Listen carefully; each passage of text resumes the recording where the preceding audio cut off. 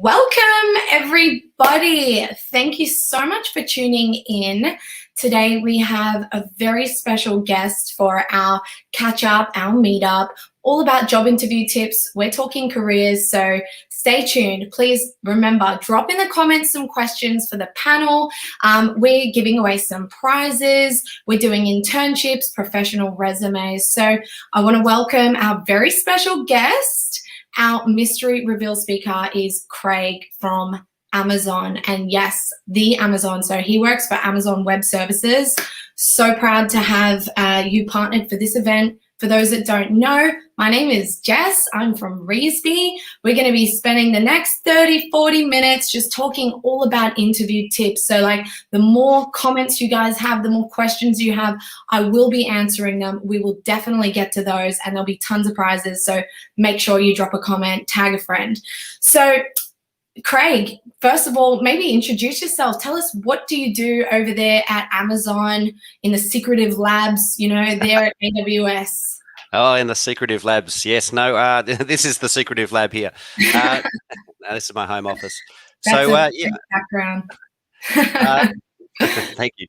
Thanks for having us on too. It's great to speak to people who are looking at getting new careers, and I was there once, and it's a fascinating time. So happy to pay back all the people that helped me along the way. At Amazon, I've been here for almost 6 years, and I often talk to people about my life before Amazon and life after Amazon.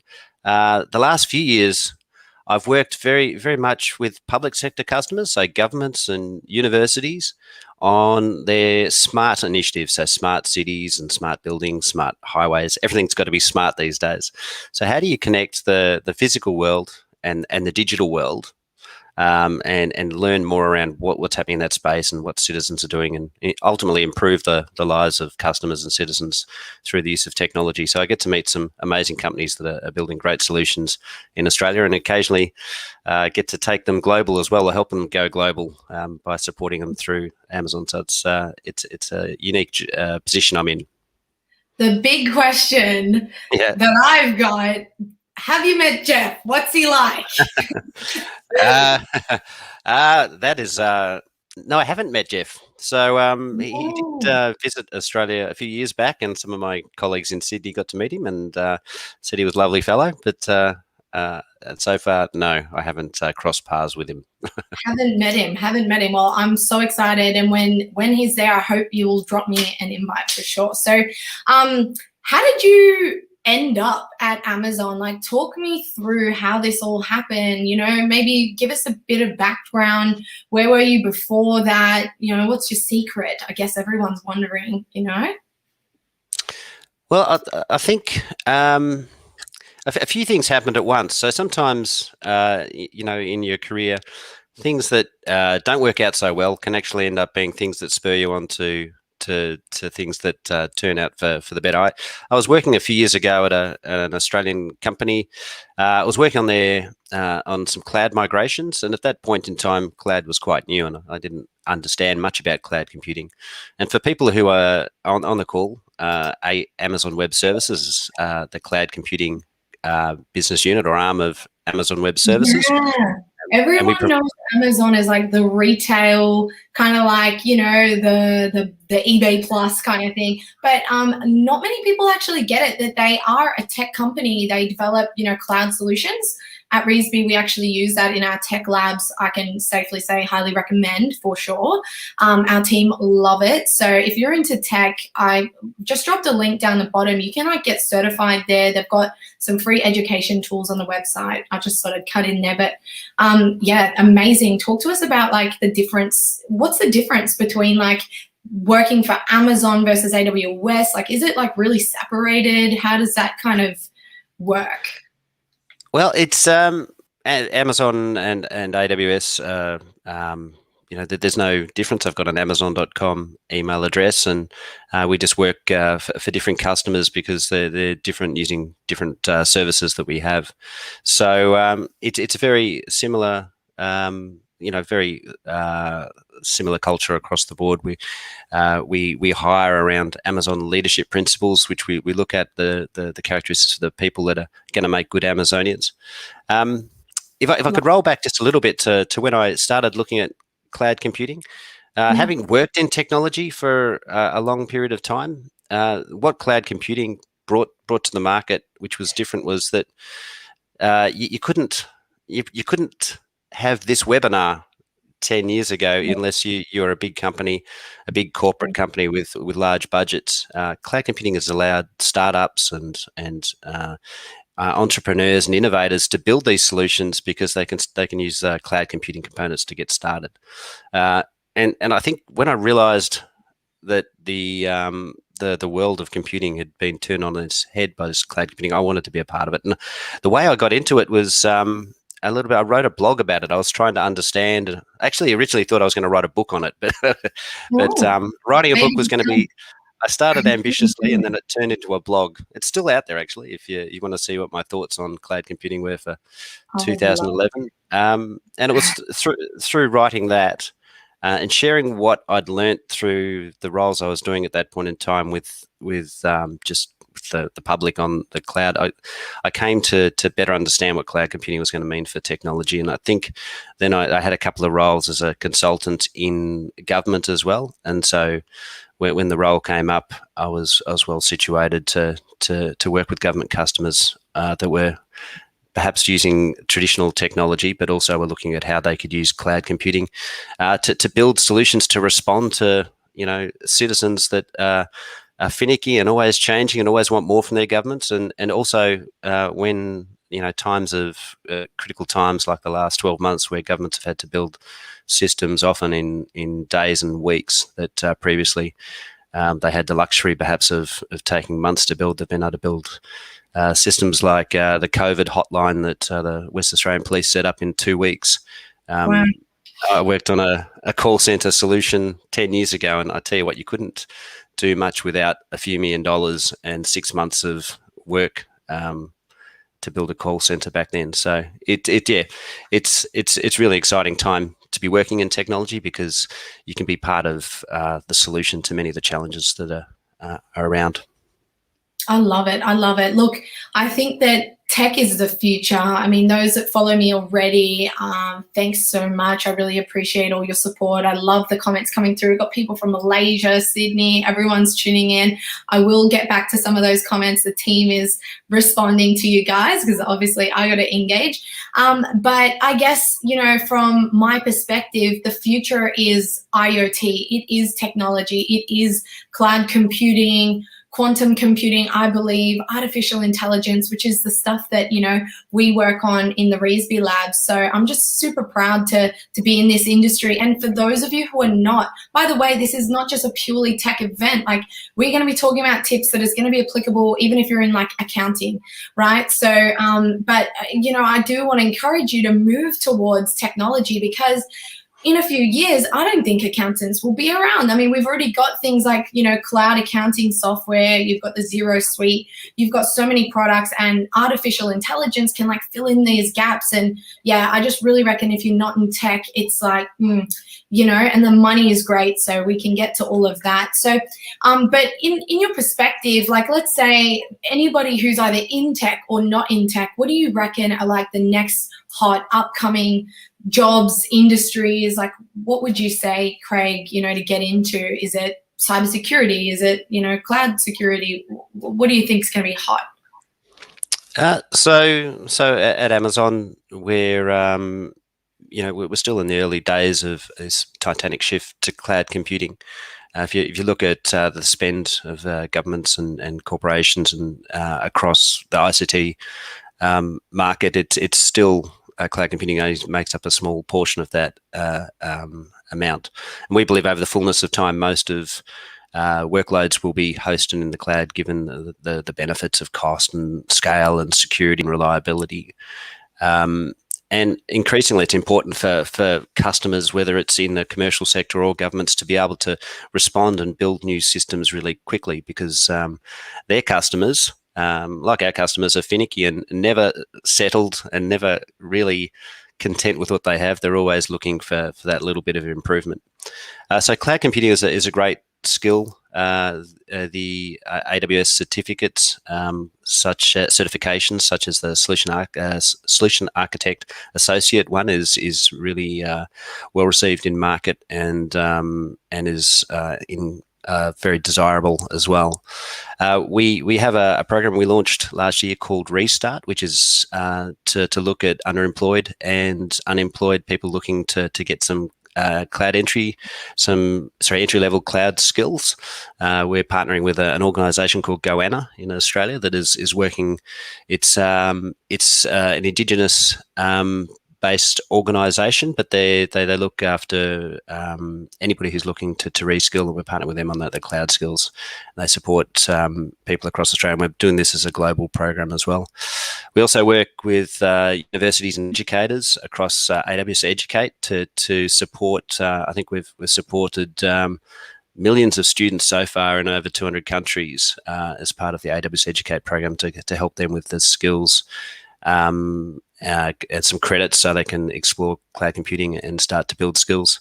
And I think one of the things that people can do that really impresses when they're looking to join a company is that the barrier to entry to starting your own project or contributing to an existing project, it has really dropped away. When I started my career, you really it was really hard to get involved and collaborate, but the collaboration tools on the internet for development and sites like GitHub and other places where you can join projects and get involved are there, whether you're at the start of your career, in the middle of the career. And I think that's a great way to build your skills and also build your CV without necessarily needing to land the job up front. Some other skills, I think you mentioned cybersecurity. Security is always our top priority at AWS, and it's always one of the top priorities for all of our customers. And the landscape for security is always constantly evolving and changing, and being able to automate your approach to security and even things like locally in Australia with the government identifying critical infrastructure, it's becoming very important. There'll be a lot of work to be done over the next few years in that space. Also, analytics and machine learning. There's a huge amount of interest in what you can do with data. And humans, we are collecting exponentially more data every year. And you really need to take advantage of cloud-based analytics to get insights into that data and use the right tool for the right job. And AWS is like, if you're a home tinkerer, it's like having the most fantastic garage with all the most fantastic tools for doing your data engineering. So there's some areas that are seeing a lot of interest. And of course, those of us who have a few grey hairs and have been in IT for a while will have seen that IT fluctuates between centralized and distributed approaches. And so we're seeing a lot of interest now in people wanting to take the advantages of cloud, which is the ability to build things really quickly and innovatively and use modern programming techniques, but then to have that capability anywhere.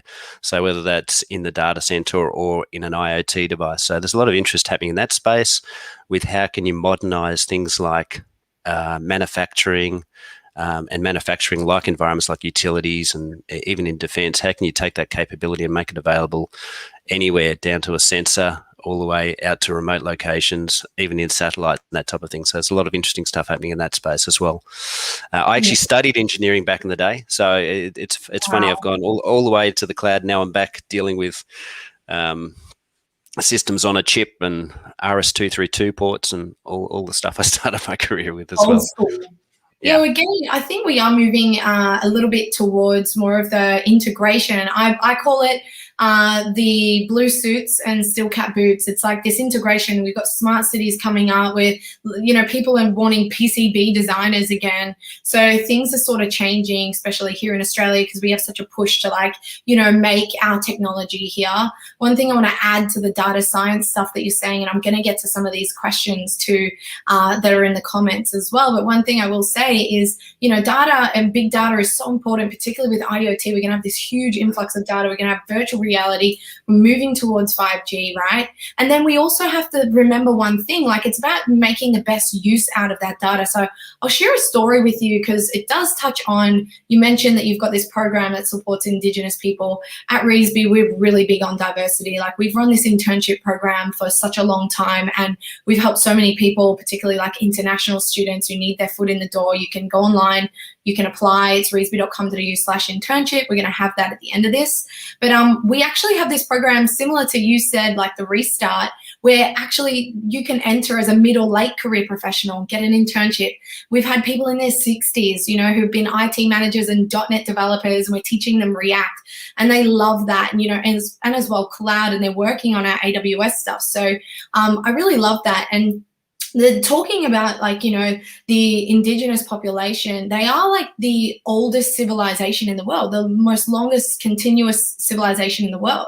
Fun fact, and this will be a little quiz for the audience, and then we'll get into some interview tips, is back in the day when colonization of Australia did occur, which I'm really super not getting into that topic, but it was a lot of things, problems, I know that, and I fully acknowledge it, and I want to say sorry to everybody who's ever had any hardship in their life anywhere in the world. Like I really do, I wouldn't, you know, I don't represent that. But there was a scientist who went around, took a little hair sample of each Indigenous tribe. And at the time, it probably would have been considered useless, maybe just like a wig, right? Turns out it's some of the most important genomic data that we do have. Okay, so it's like insane to me that technology, we look forward 100 years, what we think we're collecting now might be totally used totally differently in the future. And so my question for the audience, so drop your answer below, would be, what information can you get from just an email address, just the email address itself? So drop a comment. Now we have had a few comments about internships. So Zara, yes, we provide accounting internships. Yes, Amazon does have an internship program, which Craig will cover at some point in this conversation, and you can apply for their jobs, and I'll put the link up in a moment. How do you see the future for front-end devs? Mohammed, get into React. React is such a hot skill. Let me tell you something. There are so few React developers. What are internship opportunities for internationals in Melbourne? Like I said, we've got a program as zero visa requirements, so hop onto there. We're happy to help you. We also do coaching. I hope Amazon does hire interns, someone's saying. Yep, they do. There's a lot of questions here. I'm just trying to pick them out. Passionate about cloud security, Vineet. Well, I'd highly encourage you to, you know, get yourself certified. I always have my clients, like I'm in recruitment. If for those of you who don't know, I didn't really describe what I do. I just presume maybe some of you know, but I'm in recruitment. So I help businesses find and identify really good talent. But what we also do is we help that talent like be better. So that's why we run sessions like this that are totally free. I hope you appreciate it. Please share the love. Now, getting into some interview kind of questions, I think that maybe we'll start with, I suppose when it comes to interviews, internships, right? So you guys do have a program, correct? Then and they've got the link. Yes, yeah. So yeah, cool.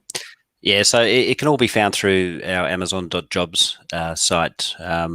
Yeah, and we've got several interns working in my team at the moment. Yeah, last year the interns helped with a smart cities platform I was building using some of our analytics tools. So I love it. we try and get them on some interesting projects. I love it. Yeah, I'm so excited for smart cities, guys. Like, I'm like ready to just up and leave Melbourne and just like totally go to a totally new city. It's happened so many times. Ancient civilizations have always done this. Mount Fuji, guys, Google Mount Fuji, what they're doing, the Toyota stuff. Yeah, they're building like this smart city, and I just reckon it's so what we need. It's very difficult to retrofit as a city. Question. So for those who are tuning in, drop down in the comments the skills you have, and Craig will review it. I will review it. So if there's any roles that might match, of course, you'll still need to apply for jobs, or you can't just like take that as an application. But this is your chance to promote yourself. So drop your skills down the bottom, explain, you know, what's so unique about you and your skills. So it's your chance to promote. But what are the skills, Craig, that you guys look for over at Amazon? You can definitely just look at some of the jobs on the Amazon.jobs site to get a sense of that, the type of skills we look at.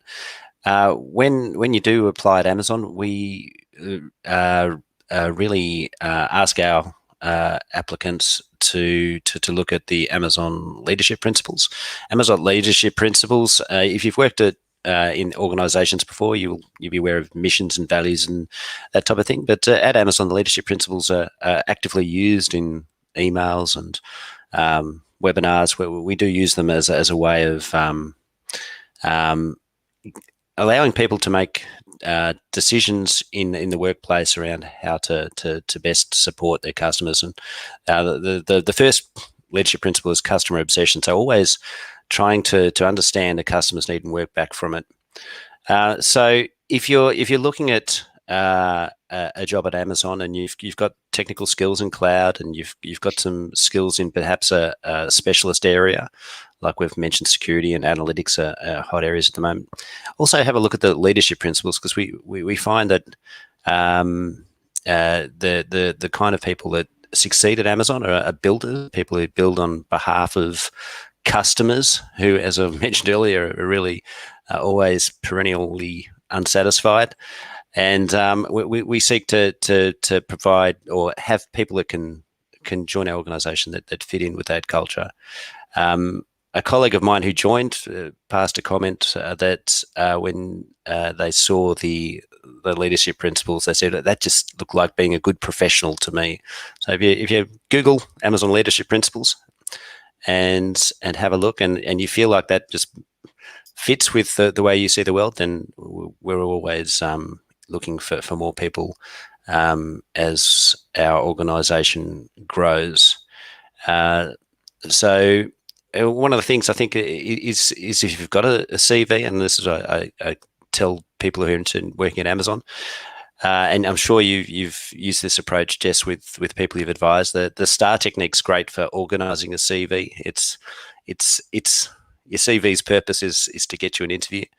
And if you can tell good stories about what you've achieved using the STAR technique, and we won't get into that, then you've got your CV kind of pre-arranged, and then you can look at it. If you're looking at a career at Amazon, you think Amazon's a good fit for you, and then you can look at the leadership principles and go, well, all of these examples that I've got around work that I've done and studies that I've achieved and certifications that I've attained, how do they demonstrate how do they demonstrate the Amazon leadership principles? And you can organize your preparation for a job application interview in that way. Yeah, I think probably one big piece of advice, if you don't really want to work at a specific company, right? Like unless you love it, I think just don't apply. Like create yourself a list. If you've got to start at 100 jobs you really like, start there.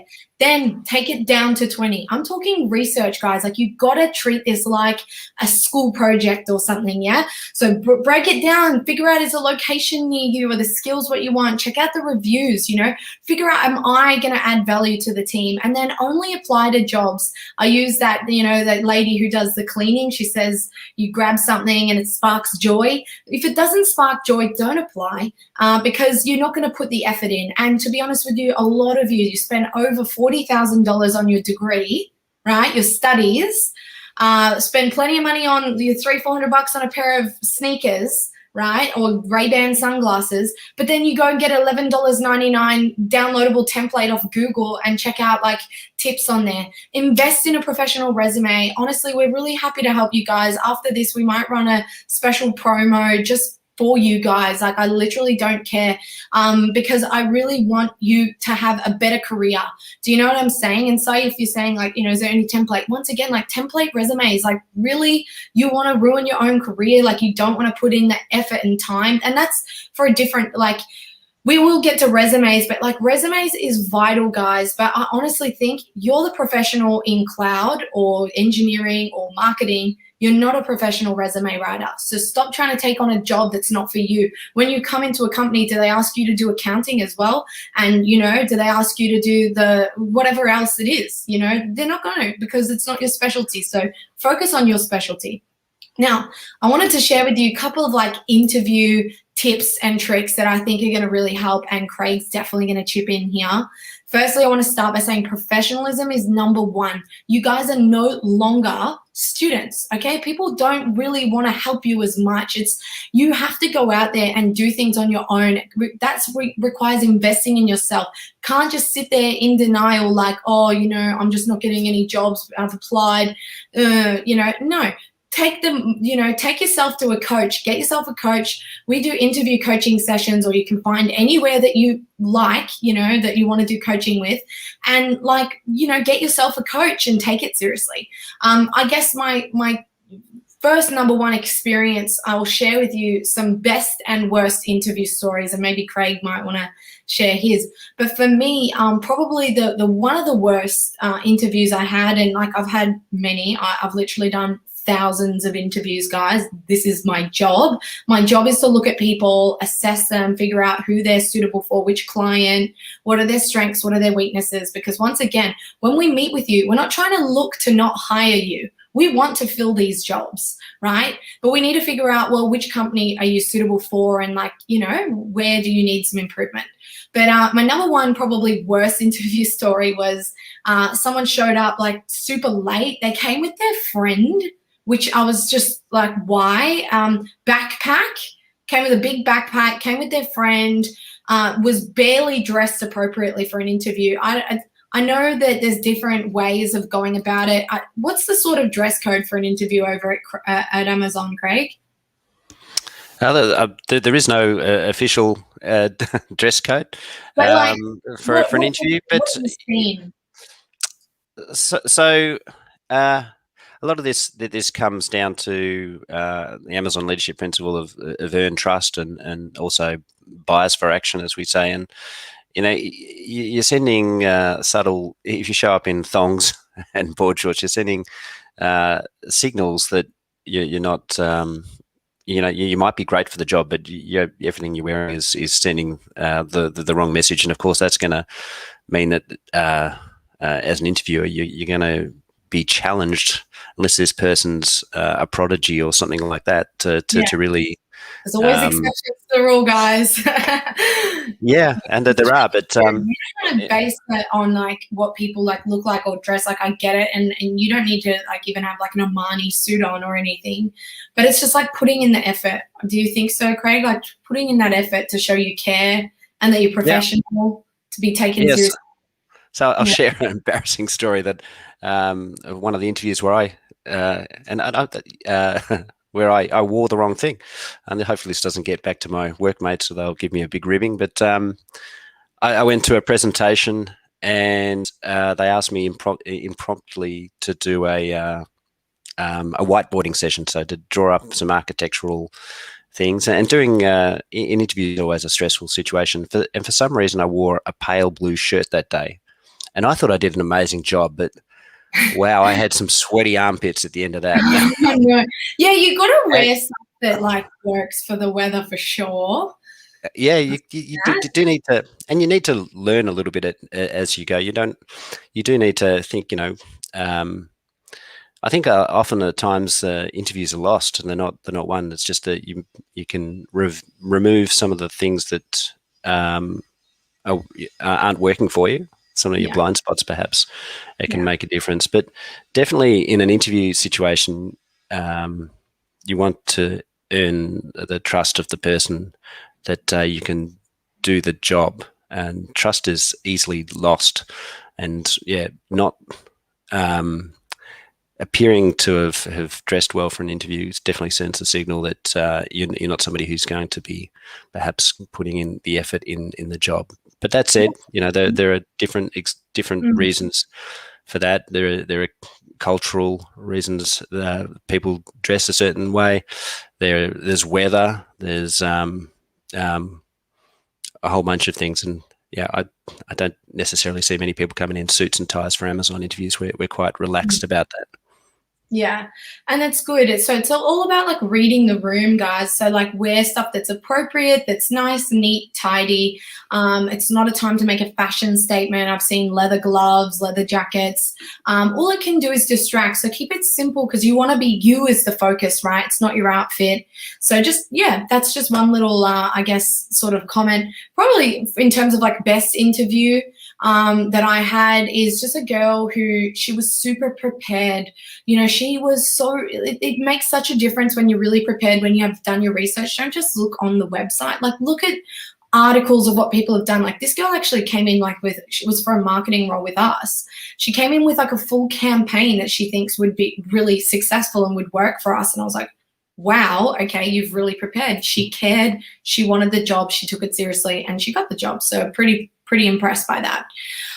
So some of the common interview questions, I'll just run through some of those, and maybe Amazon might have a specific way of hiring and every company is different.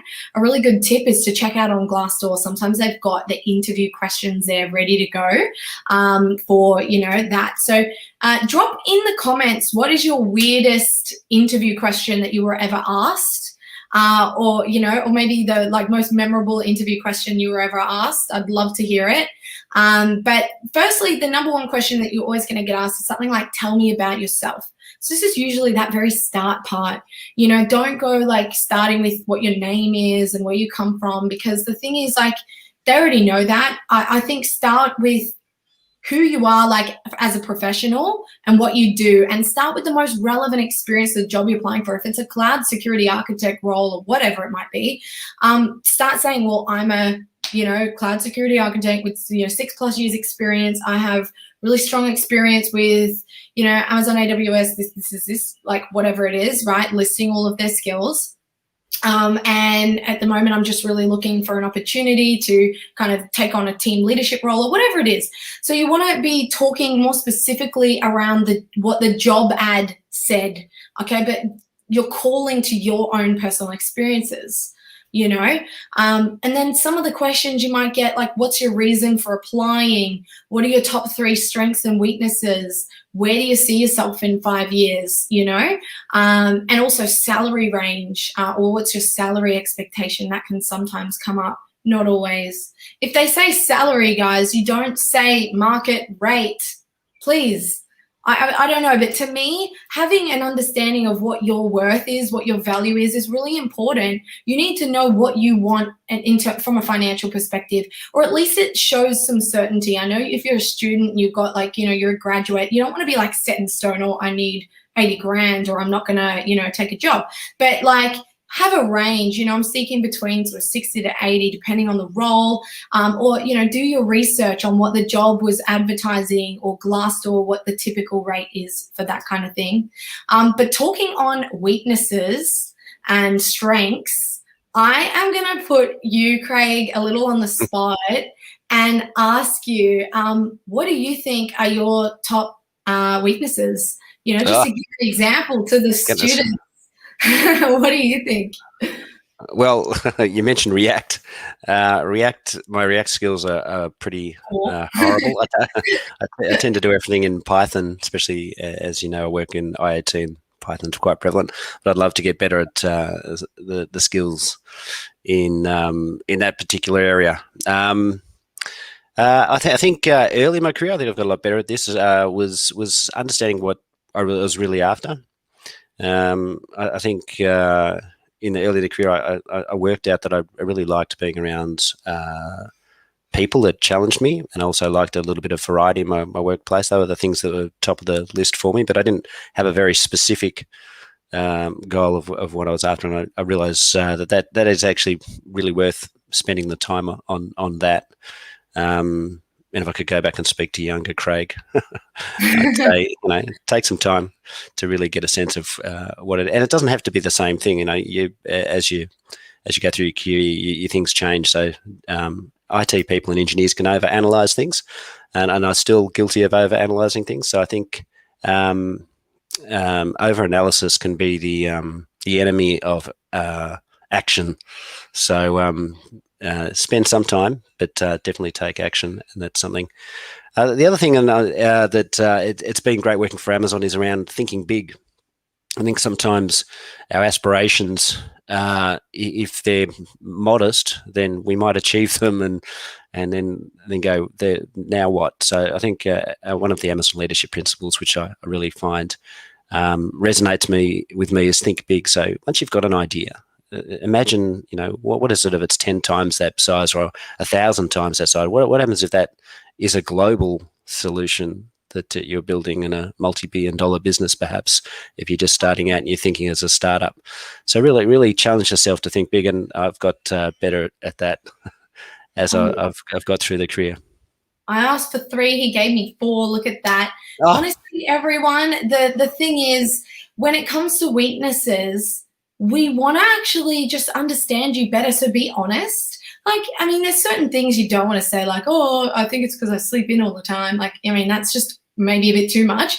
But you've got to be honest with what you want. Otherwise, it can come across as like really superficial. At least that's what I've found. Like, if you sit there and you're trying to turn actually not a weakness, like a positive thing, and trying to say it's a weakness somehow, we know what you're doing. We interview all day. The top 2 that I can say you can just get rid of is perfectionist, and I'm too detail oriented and I get stuck on a certain task. The amount of times I hear that is just insane. I get just so focused on a specific task, and I'm just so attention to detail and perfectionist. It's like, okay. So just on the first page, under the second sentence, like third error in on the resume, Miss Perfectionist, I just wanted to, address, so you say you've got some Amazon AWS, let's talk about that. So some people be honest with what actually your weaknesses are and figure out what that is, get some help, training, talk to friends, figure that out. Some top... a little mental hack I use sometimes. It's just to say, where do I feel like I'd like to grow in my career, Yes, and then you can, that's kind of a positively framed way of thinking about a weakness, and then you can once you've thought of that, when you get that question, you can answer the question, where would I like to grow? I'll give you all one that's for free that you can all use, because a lot of you are students and grads. Just say, well, my lack of experience and industry experience, I would say, would be a weakness. But obviously I'm looking to get more hands-on and practical experience. That's why I'm going outside of work and doing courses and training and getting involved in events. That would be an excellent response to this question, and then you can make up your other 2, or you could do a one-on-one, and I can help you there. So I wanted to address a couple of questions. We got last time we said don't give out a number in terms of salary. Look, like I'm saying, if you're asked specifically, it will be a bit weird if you go, oh, I'm not willing to say. So I just added that in there for a number, in case. So it depends if they ask specifically, but you probably shouldn't bring it up, is what I think I probably meant in the last meeting. Hopefully that addresses that. How many people work in Australia post? That was a bit strange question. My friend has a theory that they asked the question, okay, so so Shazad has said that, okay, maybe we shouldn't talk about a specific brand, but I won't mention the brand, but she said in the comments that a certain company asked her, how many people work for our company, and so I suppose, yeah. Oh, and a question, okay. Yeah, as a question, like how many people work for us at this company? That's an interesting one. I'm sort of, why do you want to work at? So yeah, why do you want to work at Serene that you've asked, or Seren? When companies are asking, why do you want to work here? It's like, they get so many job applications. It's like, why do you actually want to be here? And to be honest, that should be a question that you ask yourself before you even apply, right? You should know exactly. I know for sure if I was going to go apply for a job at Amazon, let's say, but if I was going to apply for a job at Amazon, I would want to work there because I would want to be in emerging future technologies, a company that's global, has a massive global presence, so I can actually build and do good things and run massive large-scale projects, for example. The power, the influence, the reputation, the culture that you guys have fostered, that's like everybody knows you have the best work culture, that's like one of the best out there. So these are some of the things they're looking to hear, and it never hurts to actually give a few compliments to the brand when you're interviewing. It makes them feel good, and to be honest, that's what they want to hear. They want you to be a brand ambassador, and it should all be honest because, like I said, don't apply if it doesn't spark joy. What would you say, Craig, would be, something that would be typically talked about in the interview process there at Amazon? Do you guys do a lot of the testing? Is there psychometric stuff? Like, what's the process? So yeah, the process is to apply through the the website, different roles have different processes, but as applicants are advised, the leadership principles are key to how they're assessed through a series of interviews, and different roles have different a different process, I suppose. So it's a bit hard to do that. Speaking for the technology domains, we're generally looking for a reasonably broad range of technical skill, but we don't expect people to be necessarily experts in everything, because it's an impossibility. And also, to show that they're the kind of builders that have built solutions, got their hands dirty, rolled their sleeves up, and created something using technology. And then we're looking for, depending on the role, we look at the different leadership principles and which ones are most important for that role.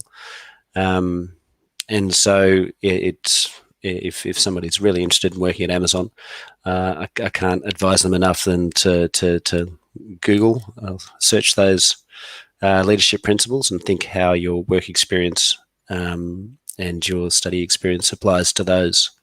Yeah. And I would say a lot of companies would really love the leadership, element. And I love the fact that they actually, even like Craig said, usually it's not even always about the technical skills. Sometimes technical skills can be taught, they can be developed and learned. You can get better at things. So sometimes about like that person, their character, and what they're willing to put in to be part of an organization, which is what it is. It's all about like who's good at what can we all do to make this company better. That is what the job is, right? It doesn't matter what the task is. That is the job, is to make the company better. So everybody can add value, even if you think that, you don't need to be the most confident person in the world, by the way. You don't need to be as talkative. It's not all about that. Sometimes it's just about like, what can you add value? Keith has said here, as a little question in the comments, he's just written a good answer for why do you want to work with us is, I want to work with XYZ because I feel my skill XYZ and XYZ is really suited to this role. Look, that's a good answer if you're absolutely struck and you like running out of options. However, one little thing I will say is treat interviews just like dating. You don't know what they're looking for, so don't try and insinuate that you're the perfect match for the job. In fact, don't ever say that. I think I'm the perfect match. I think I'm suitable for the role because of XYZ. Because the thing is, guys, it's like similar if you went on a date and you're like, well, I think you should choose me because I know I'm the perfect match for you because I'm exactly what you want. It's like, hold on a minute, wait a minute. How do you know what I want? But once again, we're looking to find reasons to hire you, not to not hire you. Otherwise, what's the point of interviewing? So yeah, that's kind of just covering that briefly. So treat it like that. We've got so many questions. I really look forward to after this following up with some of them. How should you manage your body language in a virtual interview? Craig, do you want to give some tips on this? I definitely have a lot. Well, yeah, look, definitely the whole last year has really challenged even people who've been working for a long time like myself to think about how you present when it's just you and a camera. I think it's really important to the tips I've got, like I've got a little light here just to show my face a little bit. I got that because I presented at our global conference. I did a session on smart cities and architecture track, and so I've got this ring light. So good lighting is important. Also think about just where the camera is. I've got a little laptop stand here, and I've got the camera just above eye level. So, and I've got the picture of myself and Jess in front of me. So it feels like I'm looking at you, and if I have to look sideways just for a sec because a notification pops up or anything, I'm always coming back to that. I've seen lots of people where I've jumped on a call and it's, you're looking up their nostrils, or, because it's just a laptop sitting on a kitchen table or something like that. And you see people experimenting, you see people getting more fancy with what they've got in their house. As you can see, I need to put away some, guitar. put away some things. So I think there's some of the tips. I think I'm wearing the headphone today because I think this is going to provide the best audio for the experience, and I don't want people to have to ask me to repeat because it interrupts the flow. So there's a lot of 1% things you can do in this space, and I think we're going to be learning a lot more. I think there's going to be oodles of things written about this, but it is important that when you're thinking about communication, and communication is something that my grade 6 teacher, no, it was my principal in primary school, said the most important thing in the world is communication. And if that includes everything to how you dress, to how you set up your video camera. You can never stop exploring this space and making the communication a better experience for the people that you're communicating with. So yeah, I'd be interested. I might even have to get some tips off you afterwards, Jess. Yeah, we can book a sesh. So, I do a lot of the coaching, everyone. And once again, like, feel free, please reach out to our team. I'll make sure we got some really good promos. And we're doing giveaways of this kind of thing for good comments. So after this, we'll be sending out a couple of links. There'll be some people who've got the best questions. I'll be doing some free one-on-one sessions just to make sure that it's personalized to you. Finding the most suitable area in the house, making sure the audio is clear, making sure you can answer the questions cohesively, and maybe I can give you a different perspective on a response that could be said better. So there's just so many little, like you said, 1% things that could just improve it. And I've seen so many interviews that have been let down. One of my team members today said she was interviewing with a gentleman, and just the internet connection and the audio was so bad she could barely hear. So we're having to rebook and reschedule that, which luckily we're able to make the time to do that, because sometimes we can get really busy. We might not have another available appointment. So sometimes that appointment is all you get. Some organizations, they probably wouldn't reschedule that. They'd just be like, well, too bad kind of attitude, which obviously I try to give people as much opportunity as possible. So, you need to take the advice that Craig is giving you. Get yourself a headset, get yourself, some sort of plain background if possible, and just keep it clear and nice and focused on yourself.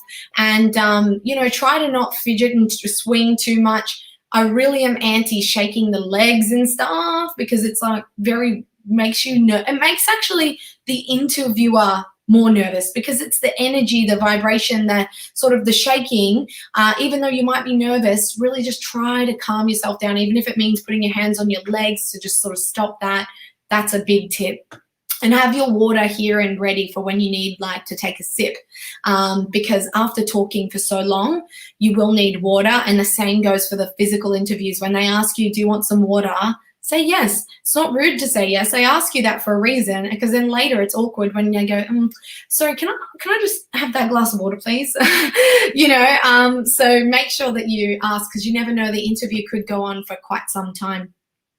And one little handy tip I would say for those of you who do have any interviews coming up is, before you actually have the interview, you can actually call up that recruiter or the person, just ask a little bit more, just reconfirm your interview time. That's a good reason to touch base. Just makes you a bit more memorable. Or before you apply, you can call up to ask some questions about the job, just so that you might get a bit more extra information. For example, the personality sort of traits they're looking for, or some little clue that can help you when you go to submit your application, that you more targeted. So that's another little just point. You don't want to don't harass, but harass, please don't. But just a nice, polite, I'm really looking forward to my interview. I just wanted to reconfirm that I've got the correct time and got the correct link. If there's anything additional I should prepare, please do let me know. Something like that, guys. You're going to really stand out. And afterwards, oh my gosh, this is one thing I've seen people getting much better at. the follow-up. They've been writing me cute little notes like, it was such a pleasure to meet with you. Just a nice brief one. It was such a pleasure to meet with you. I really enjoyed that interview and would love to, hear how my application progresses. Thank you once again for your time. Oh my gosh, I just melt when I see that. I just think, wow, this person really is just so profesh. I don't know about you. Maybe Craig, Amazon gets so busy, they get so many applications, but this maybe is more effective for not a huge billion-dollar company. I think you can sometimes sense when people have really prepared, and that shows a lot of the traits that we look for. It shows a bias for action. Maybe they've called up or they've used LinkedIn to reach out to people that they know work here, or they know somebody who works here, and you can usually see what's happening there in the interview process, but you actually appreciate that they've really gone to the effort, and they've got that, as I said, bias for action, that hustle to make things happen. And yeah, it's always nice to receive a nice message afterwards. And genuinely, we do interview a lot at Amazon. I've done a lot of interviews, and I've enjoyed the majority of them. It's really great to meet people and hear what they'd like to do with their careers. It's a fun experience, guys. Like, once again, we want to find the right person. So we're looking for reasons to actually want to choose you, not the other way around. And I love that. I love the fact that, people are reaching out on LinkedIn, really taking the effort. And once again, that all comes down to that sparking joy. Because if you don't really want the job, you're not going to put in the effort. So don't fake it. Just don't fake it. If you don't really want the job, don't just try manipulative to get your way in. Because trust me, it'll fall apart. It's like a relationship, once again, like dating. If you pretend to be someone you're not, because you find out through Facebook that they're really into sports, and you pretend to be really into sports, but you're not, trust me, after about a couple of months, it'll just be over and done. And it's just like, oh my gosh, it all fades away. So you got to find companies that resonate with you, right? You got to find the places that match you. It's not just the interview, by the way. Just want to say, I've got so much to cover, guys. Like, literally, I could go on for like probably 5 years straight. But the interview, guys, is not just an opportunity for the company to interview you. It's a chance for you to interview them. It's a chance for you to figure out, is this a place I want to work? Hello? Gone are the days of just like accepting jobs for whatever reason. So many companies out there. Go to places you want to work at. So that brings me to the question, right, of at the end of the interview, Craig, what do you reckon are some really good kind of questions when they say, so do you have any questions about us? What do you typically say? Oh, wow. Well, not you typically, but like, what do you think would be a good response? I can't recall any of the top of my head that people have answered that I could repeat, but it does. It is an opportunity. Humans tend to remember the more recent things, and so your chance at the end of the interview is really to leave them with a great feeling and a real thoughtful question at the end, where you've actually put a bunch of real thought into it. There are a lot of standard questions like what's it like to work at Amazon and those type of things. But if you've got a real question that you've really thought about, perhaps it's something that you've read in the news that you'd go, what's Amazon's approach to things like this, or what's your approach to something that's important to you, like perhaps artificial intelligence or energy and sustainability. If you have a real thoughtful question at the end, it can really, first of all, challenge the person at Amazon who's doing the interview, which is we like to be challenged, but also it can show that you've really thought deeply around what's important to you and what you'd like to know about Amazon.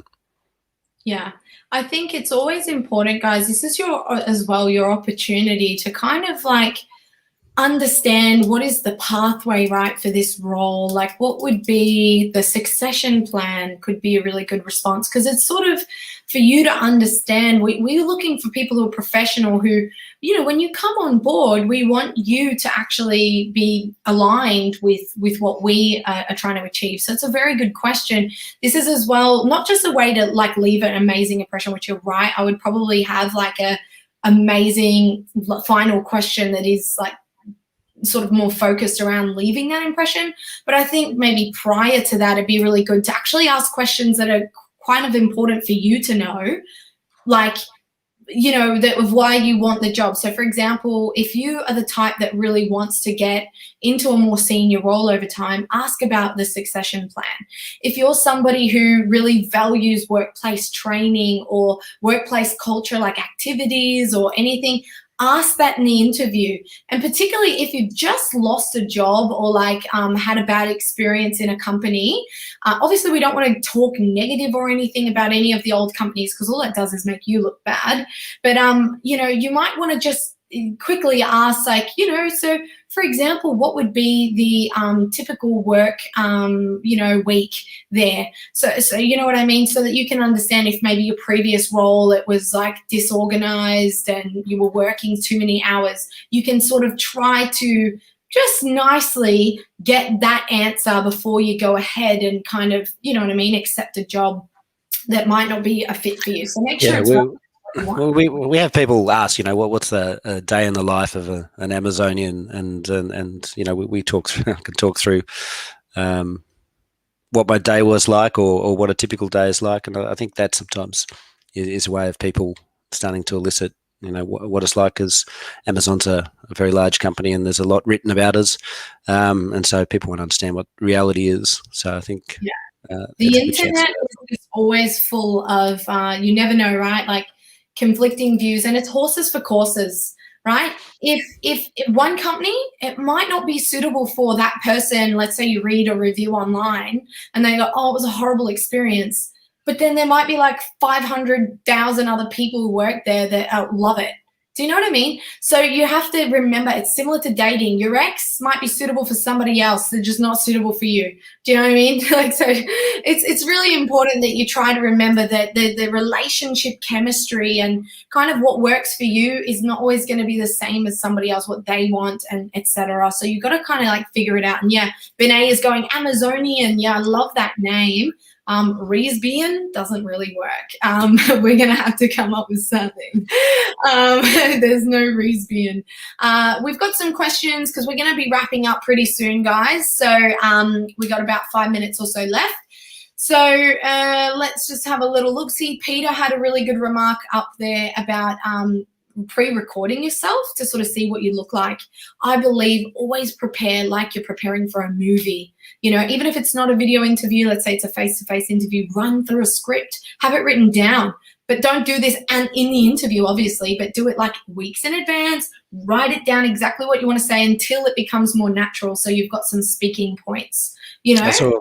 I saw Peter was also talking about most people look at themselves. I find the easiest way to avoid or to counter that is just to have wherever you are on the screen close to your webcam. So when you look at yourself, it looks like you're looking at you.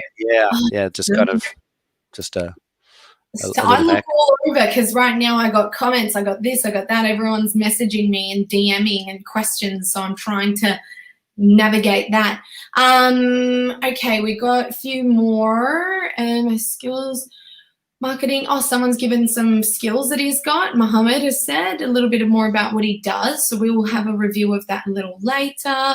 Get practice with the webcam. Absolutely. What can be the best answer to why you want to work with the company? Well, Suraj, once again, I really think it comes down to you need to apply to places you want to work at.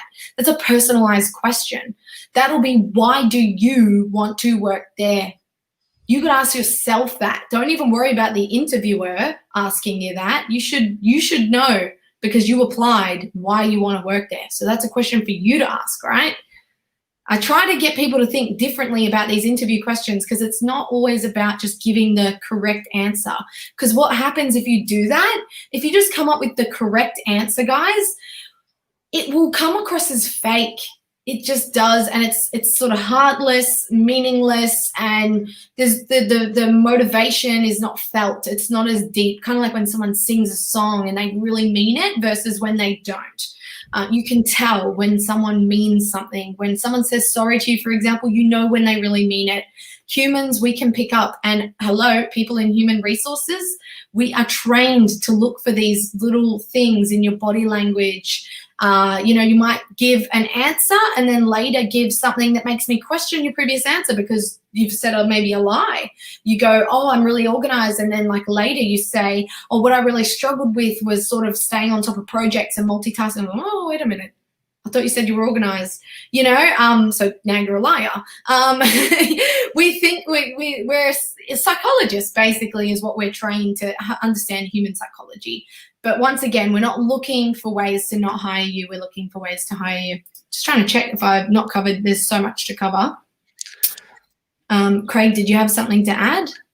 Look, I just say, you know, well, one of the things that's really exciting about starting your career at this point is the ability to come into an organisation. Of many of our large customers, you'll see that sometimes the youngest graduates make the biggest difference. You know, they'll come in and a project that used to take 6 to 12 months, they'll say, oh, look, you know, I can spin this up in AWS and I can write some React and have this, you know, workable prototype within a week, and they deliver it, and you can really disrupt and make a difference. And especially with if you're working in the public sector or universities, you can make a big difference to things like research and outcome. And then if you're an entrepreneurial type of person, when I was starting, there was always the tyranny of distance. You know, you only had a market of 25 million people in Australia to sell to. That's no longer the case. You can build a technology solution if you're the entrepreneurial start. You can build it on the AWS cloud. You can host it in 24 regions around the world, and you can start a global business from this great city in Melbourne. And so the opportunities are there. And so it's really exciting time to get into technology. And I think the important thing is to get building, get working on some projects, whether it's just as a hobby or for a not-for-profit or something like that, or even with your friends, so you can demonstrate capability in some of these emerging areas. And there's a lot of work to be done. The capabilities and technology keep increasing, and the opportunity to improve the lives of our customers and citizens is just stretching out before us. And I don't think we'll ever stop. So I think it's a great time to get into tech. I look, tech, get into it. Like, simple as that. Get into tech. I don't care what you do, get into tech. If you're an accountant, start learning, artificial intelligence or some sort of cloud accounting sort of thing. Become more of a technical accountant, because trust me, everything will change very soon. Technology is the place to be, people, please. I can't stress this enough. Literally, it is the future. It is everything that is coming up over the next few years. I have a question from Tracy. She says, should we put personal information like our address on our resume?